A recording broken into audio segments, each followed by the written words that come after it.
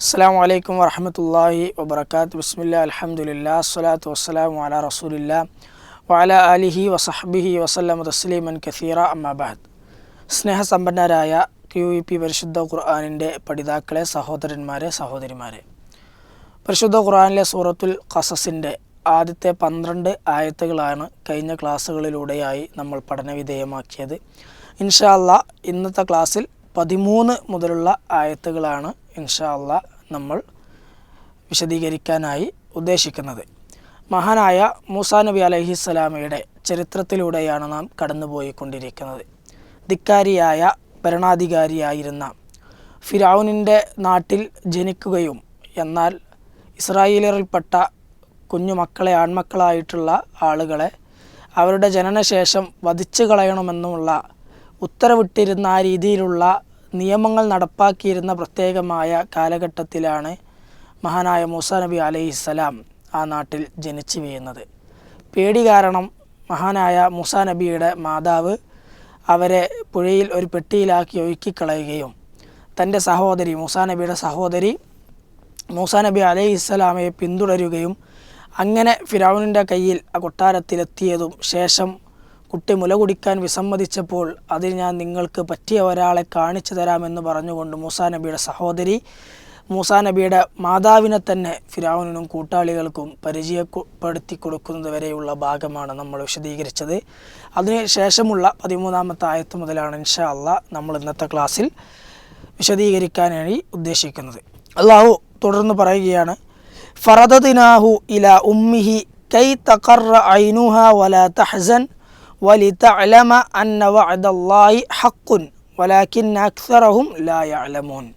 ഫറദദ്നാഹു നാം അവനെ മടക്കി, ഇലാ ഉമ്മിഹി അവൻ്റെ ഉമ്മയിലേക്ക്. എന്തിന്? കൈ തഖറ ഐനുഹ അവളുടെ കണ്ണിന് കുളിർമ കിട്ടാൻ, കണ്ണ് കുളിർക്കുവാൻ വേണ്ടി, കൺകുളിർമയ്ക്ക് വേണ്ടി അവനെ നാം അവളിലേക്ക്, അതായത് മൂസാ നബി അലൈഹിസ്സലാമയുടെ ഉമ്മയിലേക്ക് അള്ളാഹു മൂസാ നബിയെ തിരിച്ചു കൊടുത്തു. കാരണം പുഴയിൽ പെട്ടിയിലാക്കി ഒഴിക്കുമ്പോൾ മൂസാ നബിയുടെ മാതാവിന് ഒരുപാട് പ്രയാസങ്ങളുണ്ടായിരുന്നു, മാനസികപരമായി ബുദ്ധിമുട്ട് അനുഭവിച്ചിരുന്നു എന്ന് കഴിഞ്ഞ ക്ലാസ്സിൽ നമ്മൾ വിശദീകരിച്ചതാണ്. ആ സമയത്ത് അള്ളാഹു നൽകിയ വാഗ്ദാനമാണ്, അവനെ നാം നിന്നിലേക്ക് തന്നെ തിരിച്ചു കൊണ്ടുവരും, നിനക്ക് തന്നെ, നിൻ്റെ കൈകളിലേക്ക് തന്നെ അവൻ തിരിച്ചെത്തുമെന്ന് അള്ളാഹു റബ്ബ് സുബ്ഹാനഹു വ തആല മൂസാ നബിയുടെ മാതാവിന് കൊടുത്ത വാഗ്ദാനമാണ്. ഏതായിരുന്നാലും അതുപ്രകാരം തന്നെ മൂസാ നബിയുടെ മാതാവിലേക്ക് മൂസാ നബി അലൈഹിസ്സലാം തിരിച്ചെത്തി. ശേഷം അല്ലാഹു പറയുകയാണ്, വലാ തഹ്സൻ അവൾ വ്യസനിക്കാതിരിക്കുവാൻ, അതുപോലെ തന്നെ വലിതഅലമ അവൾ അറിയുവാനും വേണ്ടിയാണ്, അന്ന വഅദല്ലാഹി ഹഖ്ഖുൻ അള്ളാഹുവിൻ്റെ തീരുമാനം, അള്ളാഹുവിൻ്റെ നിശ്ചയം അത് തീർച്ചയായും അത് യാഥാർത്ഥ്യം തന്നെയാണ്, സത്യം തന്നെയാണ്. അള്ളാഹു ഒരിക്കലും അവൻ്റെ വാഗ്ദാനങ്ങൾ ലംഘിക്കുന്നവനല്ല. അള്ളാഹു നൽകുമെന്ന് പറഞ്ഞാൽ, അള്ളാഹു തരുമെന്ന് പറഞ്ഞാൽ, അള്ളാഹു നടപ്പിലാക്കുമെന്ന് പറഞ്ഞാൽ അത് യാഥാർത്ഥ്യമായി സംഭവിക്കും, അത് നടപ്പിലാക്കുക തന്നെ ചെയ്യുമെന്നുള്ളതാണ് ഈ ഒരു ആയത്തിൽ നിന്ന് നമുക്ക് മനസ്സിലാക്കാനുള്ളത്. വലാകിന്ന അക്സറഹും ലാ യഅലമൂൻ എന്നാൽ അധികം ആളുകളും അറിയുന്നില്ല, അവർ അറിഞ്ഞു മനസ്സിലാക്കുന്നില്ല എന്ന് അള്ളാഹു ആയത്തിൻ്റെ അവസാന ഭാഗത്ത് പറയുകയാണ്. അള്ളാഹു ഏതെങ്കിലും ഒരു കാര്യം അവൻ്റെ അടിമകൾക്ക് നൽകും, അതല്ലെങ്കിൽ നടപ്പിലാക്കുമെന്ന് പറഞ്ഞു കഴിഞ്ഞാൽ ഒരു വിശ്വാസിയെ സംബന്ധിച്ചിടത്തോളം പിന്നെ അതിനെക്കുറിച്ചൊരു ചിന്ത, അങ്ങനെ നടക്കാൻ സാധ്യതയുണ്ടോ, അതല്ലെങ്കിൽ അങ്ങനെ നടക്കുമോ, അങ്ങനെ അവൻ്റെ മനസ്സിൽ അതുമായി ബന്ധപ്പെട്ട് ഒരാശയക്കുഴപ്പം പിന്നെ ഉണ്ടാകേണ്ടതില്ല. അത് നടക്കുമെന്ന കാര്യം തീർച്ചയാണ്. പരിശുദ്ധ ഖുർആൻ മറ്റൊരു സ്ഥലത്ത് മരണവേള, മരണത്തിൻ്റെ സമയം പറയുന്നിടത്ത് അതുവരെ നിഷേധാത്മകമായ സ്വഭാവം വെച്ച് പുലർത്തി ജീവിച്ച ഒരാൾ മരണസമയത്ത് അള്ളാഹുവിനോട് ഒന്ന് ഭൂമിയിലേക്ക് മടക്കിത്തരാൻ ആവശ്യപ്പെടുകയും സൽക്കർമ്മങ്ങൾ ചെയ്ത് ജീവിച്ചു കൊള്ളാമെന്ന് അഭ്യർത്ഥിക്കുകയും അതല്ലെങ്കിൽ അതിനു വേണ്ടി അള്ളാഹുവിനോട് കേഴുകയുമെല്ലാം ചെയ്യുന്ന സന്ദർഭങ്ങൾ വിവരിക്കുന്ന ആയത്തുകൾ നമുക്ക് കാണാൻ സാധിക്കും. ചുരുക്കത്തിൽ അള്ളാഹു ഒരു മനുഷ്യന് നൽകുന്ന, അല്ലെങ്കിൽ അള്ളാഹു പറയുന്ന ഏതേത് വാഗ്ദാനങ്ങളായാലും ഏതേത് രീതിയിലുള്ള നിയമ നടപടികളാണെങ്കിലും അത് സംഭവിക്കുക തന്നെ ചെയ്യും, അത് നടപ്പിലാക്കപ്പെടുക തന്നെ ചെയ്യുമെന്ന് നമ്മൾ ഓരോരുത്തരും പ്രത്യേകമായി മനസ്സിലാക്കുക. അടുത്ത ആയത്തിലൂടെ അള്ളാഹു വളരെ സുപ്രധാനമായ ഒരു കാര്യമാണ് നമ്മെ ഓർമ്മപ്പെടുത്തുന്നത്. 14ാമത്തെ ആയത്തിൽ വലമ്മ ബലഗ അശുദ്ധഹു വസ്തവാ ആതൈനാഹു ഹുക്മൻ വഇൽമാ വകദാലിക നജ്സിൽ മുഹ്സിനീൻ. വലമ്മ ബലഗ അശുദ്ധഹു. അങ്ങനെ മൂസാ നബി അലൈഹിസ്സലാം വലമ്മ ബലഗ മൂസാ നബി അലൈഹിസ്സലാം എത്തിയപ്പോൾ അശുദ്ധഹു തൻ്റെ യൗവനത്തിൻ്റെ ഒരു പൂർത്തീകരണത്തിൽ, തൻ്റെ ശക്തിയിലും അതുപോലെ തന്നെ യൗവനത്തിലും ശാരീരികമായ ഒരു പൂർണ്ണത, ഒരു വളർച്ച കൈവരിച്ചപ്പോൾ, അതുപോലെ തന്നെ രണ്ടാമതായി വസ്തവ അങ്ങനെ അദ്ദേഹം പക്വതയും പാകതയും വരുന്ന ഒരു നേരായ അവസ്ഥയിലെത്തുകയും ചെയ്തു. അപ്പോൾ ആ തൈനാഹു അദ്ദേഹത്തിന് നാം നൽകി ഹുക്മ അദ്ദേഹത്തിന് ഒരു വിധി നിർണ്ണയിക്കാനുള്ള വിജ്ഞാനവും അതുപോലെ തന്നെ വിധിയുമെല്ലാം അള്ളാഹു നൽകി. വ ഇൽമ അറിവും അള്ളാഹു നൽകി. വകദാലിക അപ്രകാരമാകുന്നു നജ്സി നാം പ്രതിഫലം നൽകുന്നത് അൽ മുഹ്സിനീൻ മുഹ്സിനീങ്ങൾക്ക് നന്മ ചെയ്യുന്ന ആളുകൾക്ക് അപ്രകാരമാണ് നാം പ്രതിഫലം നൽകുന്നത് എന്ന് അള്ളാഹു ഈ ആയത്തിലൂടെ ഓർമ്മപ്പെടുത്തുകയാണ്. ഇവിടെ രണ്ട് കാര്യമാണ് പ്രത്യേകമായി കൊണ്ട് പറയുന്നത്. ഒന്ന് വലമ്മ ബലഗ അശുദ്ധഹു മൂസാ നബി അലൈഹിസ്സലാം, ഒന്ന് അശുദ്ധഹു മൂസാ നബിയുടെ ശാരീരികപരമായി അതല്ലെങ്കിൽ യൗവനപരമായി കൊണ്ട് ഒരു വളർച്ചയുടെ ഒരു ശക്തി പൂർത്തീകരണത്തിലേക്ക് എത്തുകയും ചെയ്തു. രണ്ടാമത് മൂസാ നബി അലൈഹിസ്സലാം വസ്തവ ഒരു പക്വതയിലേക്ക്, പാകതയിലേക്ക്, സ്വഭാവപരമായ ഒരു പക്വതയിലേക്ക് എത്തുകയും ചെയ്തു. ഇത് രണ്ടും ഒരാളിൽ ഒരുമിക്കുക എന്നുള്ളത് പ്രധാനപ്പെട്ട ഒരു കാര്യമാണ്. മൂസാ നബി അലൈഹിസ്സലാമക്ക് അള്ളാഹു നുബൂവത്ത് നൽകിയ മഹാനായ പ്രവാചകനാണ് മൂസാ നബി അലൈഹിസ്സലാം. അതുകൊണ്ട് തന്നെ നുബൂവത്ത് ഏറ്റെടുക്കാനും അതുപോലെ അതിനുള്ള പക്വതയും ആ നുബൂവത്തുമായി മുമ്പോട്ട് പോകാനുള്ള ശാരീരികപരമായ ആ ഒരു അവസ്ഥയുമെല്ലാം കൈവരിക എന്നുള്ളത് അത് അനിവാര്യമാണ്. അത് പ്രവാചകന്മാർക്കെല്ലാം അല്ലാഹു റബ്ബ് സുബ്ഹാനഹു വ തആല നൽകിയിട്ടുമുണ്ട്. ഇവിടെ പ്രത്യേകമായി കൊണ്ട് ശാരീരികവും മാനസികവുമായ പക്വതയും പാകതയും ശക്തിയും വളർച്ചയുമെല്ലാം എത്തുകയും ആ എത്തിയ സമയത്ത് അദ്ദേഹത്തിന് നാം വിധിയും അതുപോലെ തന്നെ വിജ്ഞാനവും അറിവുമെല്ലാം പകർന്നു നൽകി. അങ്ങനെയാണ് യഥാർത്ഥ വിശ്വാസികൾക്ക്, നന്മ ചെയ്യുന്ന ആളുകൾക്ക്, മുഹ്സിനുകൾക്ക് അള്ളാഹു പ്രതിഫലം നൽകുക. അള്ളാഹു അവർക്ക് ആ രീതിയിലാണ് പ്രതിഫലം നൽകുക എന്ന് അള്ളാഹു പ്രത്യേകമായി ഓർമ്മപ്പെടുത്തുകയാണ്. ഇവിടെ ഫലമ്മ ബലഗ അശുദ്ധഹു എന്ന് പറഞ്ഞത് ഖുർആൻ്റെ മറ്റൊരു സ്ഥലത്ത് സൂറത്തുൽ അഹ്കാഫിലെല്ലാം ഒരായത്ത് വിശദീകരിക്കുമ്പോൾ 40 വയസ്സായാൽ ഒരാൾ പ്രാർത്ഥിക്കുന്ന അതല്ലെങ്കിൽ പ്രായപൂർത്തിയായാൽ പ്രാർത്ഥിക്കുന്ന രീതിയിലുള്ള പ്രാർത്ഥനകളെല്ലാം പഠിപ്പിക്കുമ്പോൾ അവിടെ വിശദീകരിക്കുന്നതായി നമുക്ക് കാണാൻ സാധിക്കും. വലമ്മ ഹത്താ ഇദാ ബലഗ അശുദ്ധഹു വബലഗ 40 സന ആ ഒരു പൂർത്തീകരണത്തിൻ്റെ, വളർച്ചയുടെ, പക്വതയുടെ, പാകതയുടെ ആ ഒരു പൂർത്തീകരണത്തിൻ്റെ പ്രായമെന്ന് പറഞ്ഞാൽ പരിശുദ്ധ ഖുർആൻ മറ്റൊരായത്തിലൂടെ പഠിപ്പിക്കുന്നത് വബലഗ 40 സന 40 വയസ്സായി കൊണ്ടാണ് പരിചയപ്പെടുത്തുന്നത്. മഹാന്മാരായ പണ്ഡിതന്മാർ 40 വയസ്സ് മാത്രമായിക്കൊണ്ട് പല രീതിയിൽ ചർച്ച ചെയ്തുകൊണ്ട് വിശദീകരിച്ചതായി നമുക്ക് കാണാൻ സാധിക്കും. 40 വയസ്സ് വരെയുള്ള കാലഘട്ടം ഒരാളുടെ ആയുസ്സിൻ്റെ പൂർത്തീകരണമായിക്കൊണ്ട് നമുക്ക് മനസ്സിലാക്കാൻ സാധിക്കുന്നതാണ്. നുബൂവത്തിൻ്റെ പൊതുവെയുള്ള പ്രായമായിക്കൊണ്ടും 40 വയസ്സ്, കാരണം എല്ലാ നിലക്കും ഒരു പാകത, ഒരു പക്വത, ഒരു പൂർത്തീകരണം എത്തിയ സമയത്താണ് നുബൂവത്ത് നൽകപ്പെടാൻ ഏറ്റവും അർഹമായിട്ടുള്ള സമയം. അതുകൊണ്ട് തന്നെ നുബൂവത്തിൻ്റെ സമയമായിക്കൊണ്ടും നബി സല്ലല്ലാഹു അലൈഹി വസല്ലമക്ക് 40-ാമത്തെ വയസ്സിലാണ് നുബൂവത്ത് ലഭിച്ചത്. പ്രവാചകന്മാരുടെ നുബൂവത്തിൻ്റെ പൊതുവെയുള്ള സമയമായിക്കൊണ്ട് 40 വിലയിരുത്തപ്പെടാറുണ്ട്.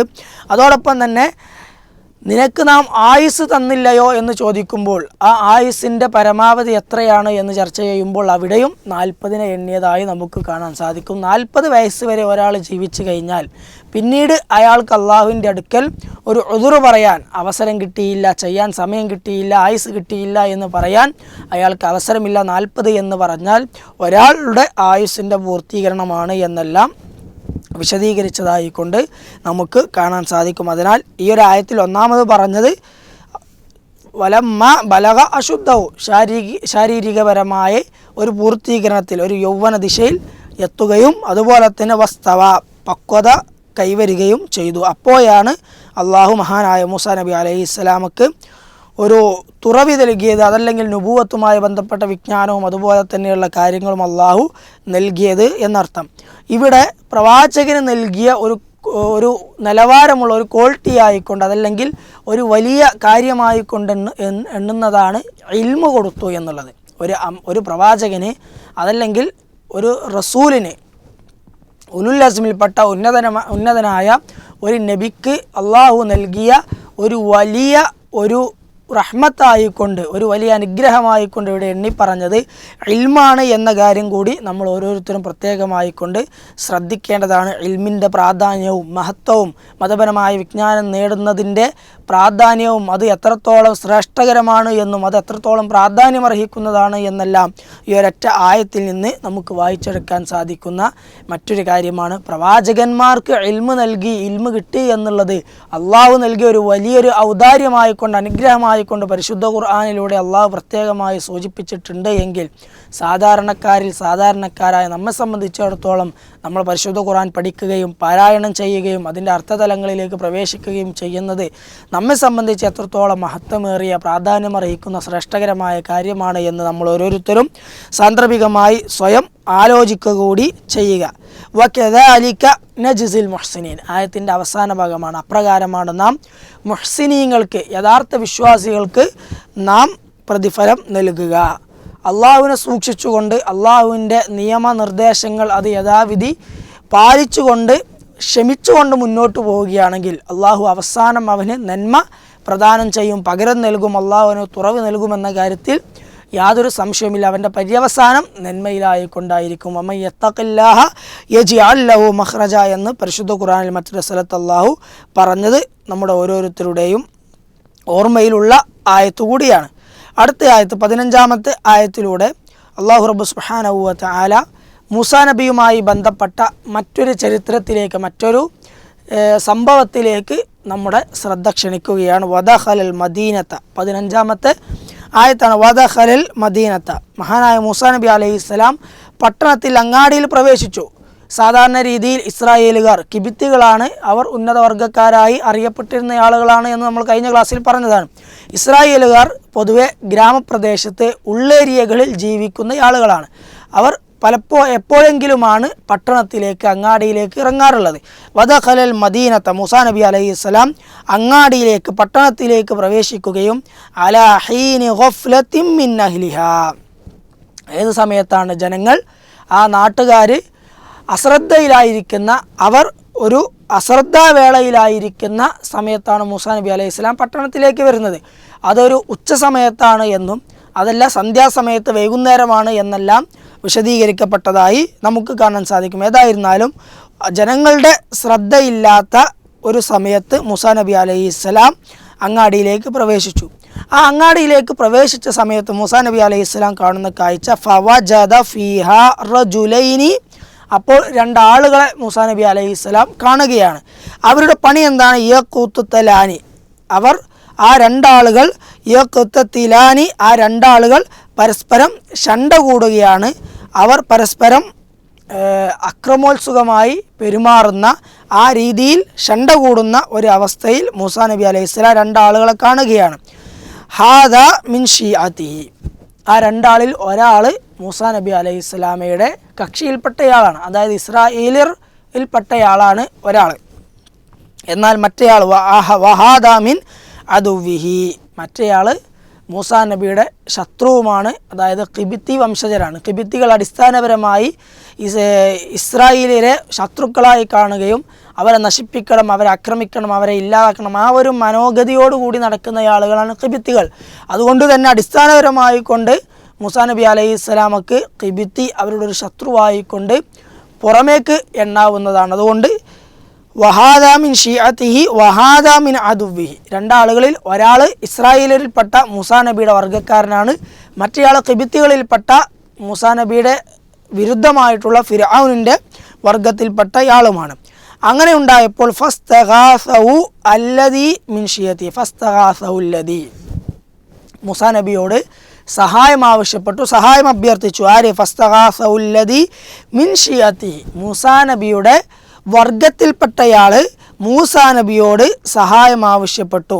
അലല്ലദീ ഫസ്തഗാസഹു അല്ലദീ മിൻ ഷിഅതിഹി അലല്ലദീ മിൻ അദുവിഹി, തൻ്റെ ശത്രുവിനെതിരിൽ, അവരുടെ ശത്രുവിനെതിരിലായിക്കൊണ്ട് മൂസാ നബിയുടെ വർഗത്തിൽപ്പെട്ടയാൾ മൂസാ നബിയോട് സഹായം ആവശ്യപ്പെട്ടു. മൂസാ നബി അലൈഹിസ്സലാം അവിടെ സാന്ദർഭികമായി ഇടപെടുകയും ഫവകസഹു മൂസ ഫഖദാ അലൈഹി, ഫവകസഹു, മൂസാ നബി അലൈഹിസ്സലാം അദ്ദേഹത്തെ എതിരിട്ടു. മൂസാ നബി അലൈഹി സ്വലാം അദ്ദേഹത്തെ ആക്രമിച്ചു, അദ്ദേഹത്തെ അടിച്ചു. മൂസാ നബി അലൈഹി സ്വലാം ആ രീതിയിൽ അദ്ദേഹത്തെ തിരിച്ച് പ്രതിരോധിച്ചപ്പോൾ ഫവക്കസഹു മൂസ ഫഖല അലൈഹി, അദ്ദേഹത്തിൻ്റെ കഥ കഴിഞ്ഞു, അദ്ദേഹം മരണപ്പെട്ടു, അദ്ദേഹം മൂസാ നബിയുടെ കൈകളാൽ കൊല്ലപ്പെട്ടു. ഖാല ഹാദാ മിൻ അമലി ശൈത്വാൻ ഇന്നഹു അദുവ്വും മുദില്ലും മുബീൻ. ഖാല, അദ്ദേഹം പറഞ്ഞു, ഹാദാ മിൻ അമലി ശൈത്വാൻ, ഇത് പൈശാചിക പ്രവർത്തനങ്ങളിൽപ്പെട്ടതാണ്, പിശാചിൻ്റെ പ്രവർത്തനങ്ങളിൽപ്പെട്ടതാണ്. ഇന്നഹു, തീർച്ചയായും അവൻ, ഇന്നഹു അദുവ്വുൻ, അവൻ ശത്രുവാണ്, മുദില്ലുൻ, വഴിപിയപ്പിക്കുന്നവനുമാണ്, മുബീൻ, വ്യക്തമായ പ്രത്യക്ഷമായ ശത്രുവാണവൻ, പ്രത്യക്ഷമായ മുദില്ലാണ്, വഴിപിയപ്പിക്കുന്നവനുമാണ് എന്ന് അവൻ പറഞ്ഞു എന്ന് അല്ലാഹു റബ്ബ് സുബ്ഹാനഹു വ തആല അവസാനമായിക്കൊണ്ട് ഈ ആയത്തിൻ്റെ അവസാനത്തിൽ പറയുന്നതായിട്ടാണ് നമുക്ക് കാണാൻ സാധിക്കുക. ഇതിൽ മഹാനായ മൂസാ നബി അലൈഹിസ്സലാം ഈജിപ്തിൽ നിന്ന് മദിയനിലേക്ക് പോകാൻ കാരണമായിട്ടുള്ള സുപ്രധാനമായ ഒരു സംഭവമാണ് ഈ ഒരു ആയത്തിലൂടെ പറഞ്ഞിട്ടുള്ളത്. മൂസാ നബി അലൈഹിസ്സലാം ഈജിപ്തിൽ നിന്ന് മദിയനിലേക്ക് യാത്ര പോവുകയും നാട് വിട്ടു പോവുകയും ശേഷം മദിയനുമായി ബന്ധപ്പെട്ട് കുറച്ച് ചരിത്രങ്ങളുമെല്ലാം ഈ ആയത്തിൻ്റെ ബാക്കി ഭാഗങ്ങളിൽ വരുന്നുണ്ട്. ശേഷം കുറച്ച് വർഷങ്ങൾ കഴിഞ്ഞതിന് ശേഷമാണ് സ്വന്തം നാട്ടിലേക്ക് മൂസാ നബി അലൈഹിസ്സലാം തിരിച്ചു വരുന്നത്. ആ യാത്രക്ക് അടിസ്ഥാന കാരണമായിട്ടുള്ള സംഭവമാണ് ഈ ഒരു ആയത്തിലൂടെ അല്ലാഹു റബ്ബ് സുബ്ഹാനഹു വ തആല നമ്മെ ഓരോരുത്തരെയും ഓർമ്മപ്പെടുത്തുന്നത്. ഖിബ്തിയുമായി ബന്ധപ്പെട്ട സംഭവത്തിൽ മൂസാ നബി അലൈഹിസ്സലാം ഇടപെടുകയും അങ്ങനെ മൂസാ നബിയുടെ അടിയേറ്റുകൊണ്ട്, പ്രഹരമേറ്റുകൊണ്ട് ഖിബ്തി കൊല്ലപ്പെടുകയും മൂസാ നബി അലൈഹിസ്സലാം അവിടുന്ന് തിരിച്ച് പോരുകയും ചെയ്യുകയുണ്ടായി. എന്നാൽ അറിയാതെയാണെങ്കിലും മൂസാ നബിയുടെ കൈകളാൽ ഒരാൾ കൊല്ലപ്പെട്ടു, പക്ഷേ അതറിയാതെ സംഭവിച്ചതാണ്. എങ്കിലും മൂസാ നബി അലൈഹിസ്സലാമക്ക് അങ്ങേയറ്റം ഖേദമുണ്ടാവുകയും മൂസാ നബി അലൈഹിസ്സലാം അതിൻ്റെ പേരിൽ ഖേദിക്കുകയും ചെയ്തു. ഇത് തൗബയുടെ ഒരു അടിസ്ഥാന ഗുണം കൂടിയാണ്. ഒരു തെറ്റ്, ഒരു അബദ്ധം സംഭവിച്ചു കഴിഞ്ഞാൽ അതിൽ അങ്ങേയറ്റം ഖേദിക്കുന്നവനായിക്കൊണ്ടാണ് അള്ളാഹുവിലേക്ക് തൗബ ചെയ്ത് മടങ്ങേണ്ടത്. അപ്പോൾ മാത്രമേ ആ തൗബ സ്വീകരിക്കുക കൂടി ചെയ്യുകയുള്ളൂ.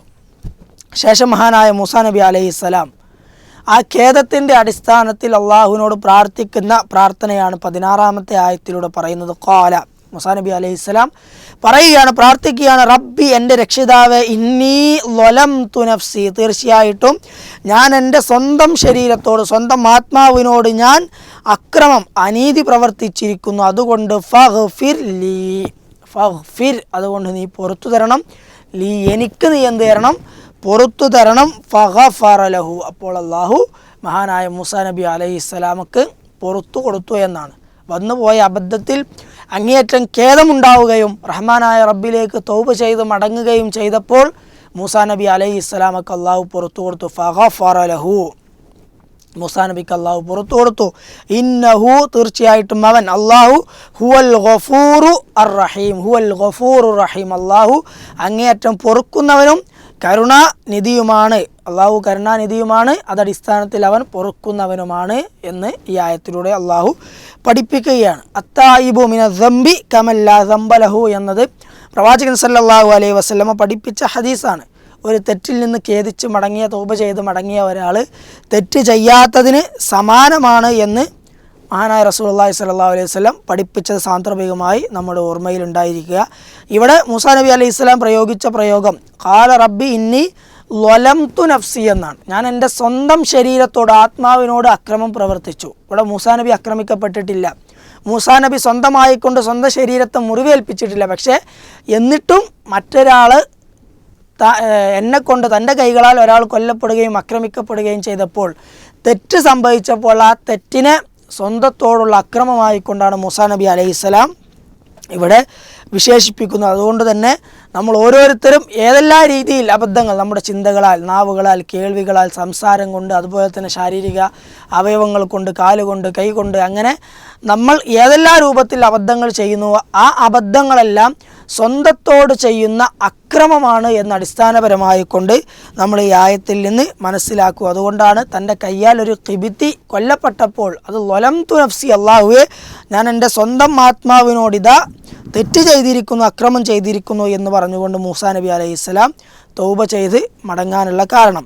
ശേഷമുള്ള ആയത്തിലൂടെ, അതായത് 17-ാമത്തെ ആയത്തിലൂടെ അള്ളാഹു വീണ്ടും പറയുകയാണ്, ഖാല, മൂസാ നബി അലൈഹി സ്വലാമയുടെ വാചകമാണ്. മൂസാ നബി വീണ്ടും അള്ളാഹുവിനോട് ഏറ്റു പറയുകയാണ്, റബ്ബി എൻ്റെ രക്ഷിതാവേ, ബിമാ അൻഅംത നീ ചെയ്തുകൊണ്ടിരിക്കുന്ന അനുഗ്രഹങ്ങൾ, അലയ്യ എനിക്ക് ചെയ്തുകൊണ്ടിരിക്കുന്ന അനുഗ്രഹങ്ങൾ, ഫലൻ നകൂന ലഹീറൻ ലിൽ മുജ്രിമീൻ ഞാൻ ഒരിക്കലും തന്നെ മുജ്രിമീങ്ങൾക്ക്, പാപികൾക്ക് ഒരിക്കലും തന്നെ സഹായിയാവുകയില്ല. നീ എൻ്റെ മേൽ അനുഗ്രഹം ചെയ്തു തന്നിട്ടുള്ളത് കൊണ്ട് ഞാൻ ഒരിക്കലും കുറ്റവാളികൾക്ക് പിന്തുണ നൽകുന്നവരായിരിക്കുകയേ ഇല്ല എന്നാണ്.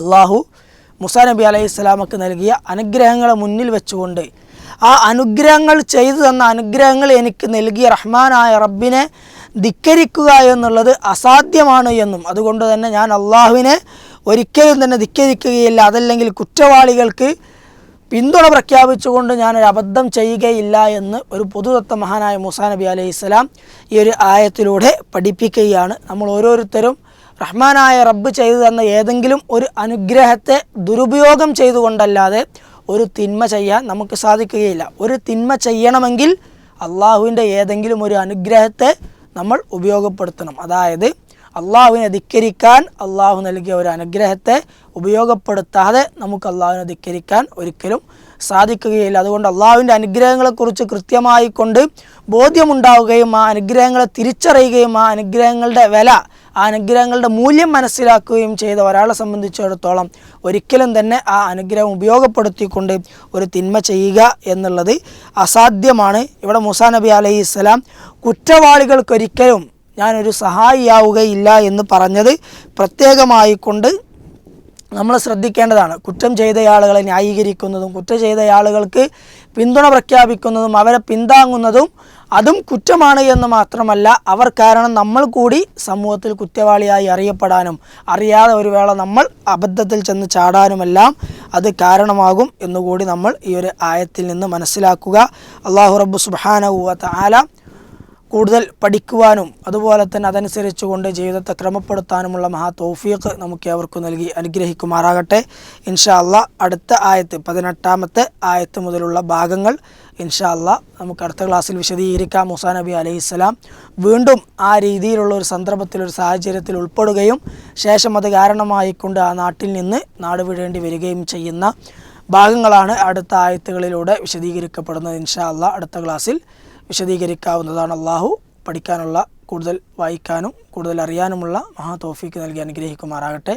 വസല്ലല്ലാഹു അലാ നബീന മുഹമ്മദ് വൽഹംദുലില്ലാഹി റബ്ബിൽ ആലമീൻ. അസ്സലാമു അലൈക്കും വറഹ്മത്തുള്ളാഹി വബറകാതുഹു.